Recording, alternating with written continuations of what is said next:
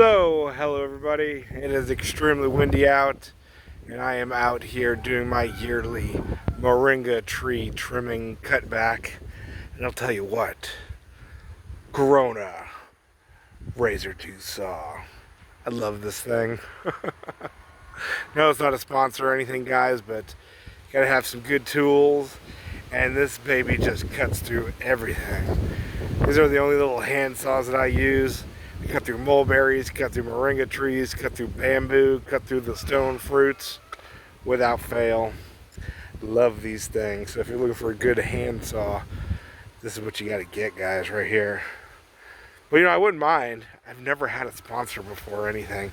So if you guys like flood their email, go find their website or wherever they sell them at and find a representative and, send them my way. But anyway, out here trimming moringa, guys, and I don't like eating moringa on its own. It tastes absolutely horrible, but I do like to powder the leaves, and I put it in my smoothies every morning, and I'll hide it in soups and stews when I think about it.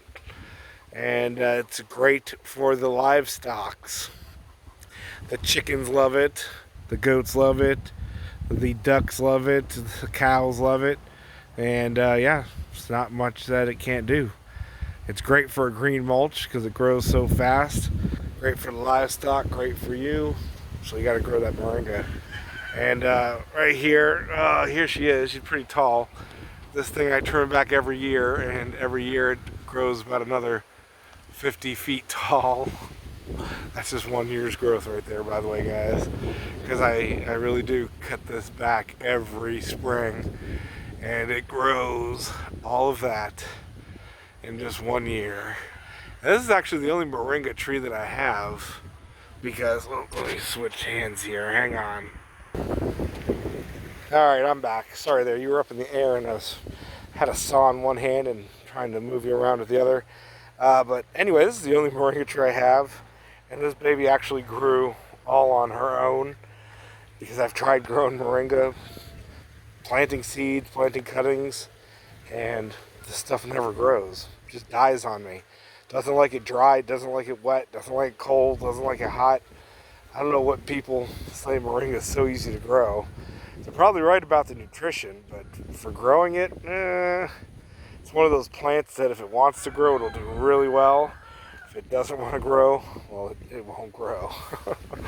But this thing, I actually grew a bunch from seed, started them in pots, and they just kept dying back, but they formed the little fleshy ball root tuber that they form, which is edible on younger trees. And so I just dumped them out here in the yard, and this one is the only one that actually survived. And that was 10 years ago, gosh, forever ago. But this thing's massive. This is just a huge trunk. That right there, the saw will help you.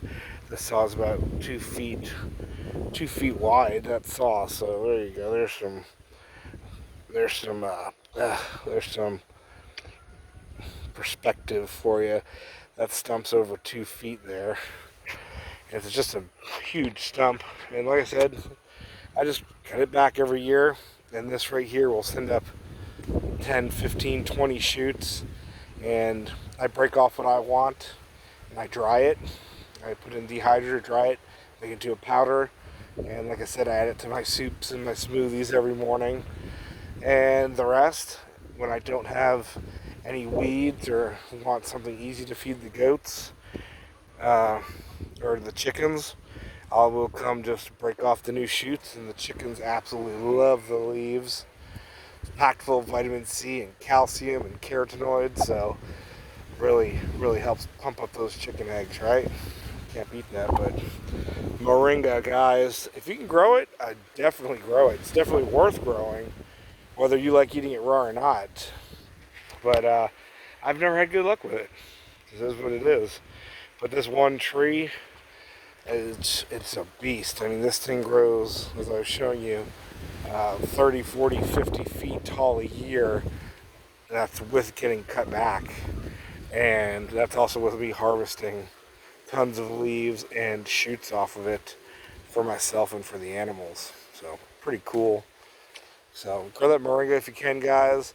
And even if you don't like eating it, it's definitely worth having to go at it for your livestock, or use it as a green mulch. It's a sturdy wood, but it's very light because it holds up in the wind really good. But and it's easy to cut. But other than that, yeah. So there you go, guys.